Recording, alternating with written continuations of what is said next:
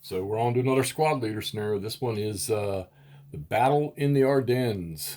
This is from New England Volunteers. This is their NEV-3 scenario for Starter Pack 1, Starter Kit 1.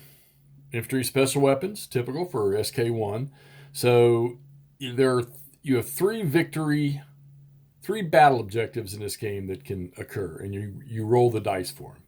All right, so initially you set up your German forces, and then you'll have three optional reinforcement type, three options for reaction forces, which you'll only get one of them. So you set the Germans up, and then once they're set up, then you'll roll for the American objective, which there are three possibilities, and I used a dice roll to figure out which one was gonna be attained. So I set the Germans up, covering across the front. They could only set up on hexes that ended in 2 or less than. So, and then anywhere back up to the north this way. So I set them up across the front using the woods and the buildings, and scattered the squads across the front so they could cover everything. And then I rolled for the American objective, which was to exit 13 victory points, which they have a little sort of list here on how the victory points are accrued. But they have to exit 13 victory points off the north edge of the map. Now, there are three potential objectives that was one. The second one was a mixture of exiting and causing casualties. And the third one was just to cause casualties. So they rule number one. Then after I did that, I decided, okay, let's set the Americans up. And I thought, well, I need to rush and work hard to get them off the map. So I started them below these woods down here. They have a limit to how far up they can. I think theirs is hexes that end in 7 or higher. So they started here on the bottom of these woods. They have like 4 leaders. 3 of them are pretty decent.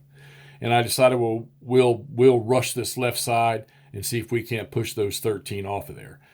The Germans, for this objective, they drew some reactionary forces that started on the north edge of the map up here, which is this unit here, and they're already on. Now, so I thought to myself, okay, well, the Germans they're stretched. They do have 2 machine gun positions, one which was going to be out of play that I started over here on the far side of the map, and then one that was over here. So I decided to rush up this side here. Amazingly enough, there was a German squad here and a German squad there. Those 2 squads actually slowed these guys down. And this machine gun sitting here, and then now this machine gun that's there's another machine gun that's moving. I think he's back here. Yeah, he'll get into position. But these troops here, you can see all the DMs and brokens on these guys. So they put some serious firepower on them. Well coordinated, we're going to say. Well coordinated as in rolls of 3, 4, and 5, that type of stuff. And then with moving in the open and not using assault movement, it goes down 2, so that made it even worse. There was one, which you can see over here, a leader, the best American leader, and an assault squad right there, an infantry squad right there that got eliminated, okay? So, and that kind of stings a little bit because that was probably the best team I'd put together. And a decent team, and all that's remaining is the 2 that are here. So they've got a lot of recovery to do. They've lost their best leader. They still have 2 good ones on the board.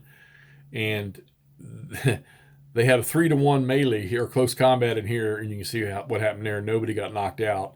And one German squad in there is keeping these guys tied up. And now it's the German half of the phase. So we're going to keep pushing. I just did post on this with some pictures and a quick write-up. But I know some of y'all like to see the video, so I'm going to go ahead and post the video for this one here too. So we're halfway through turn 2. Going to start the German part of it. Battle in the Ardennes from New England Volunteers, Scenario 3. All right, talk to y'all shortly.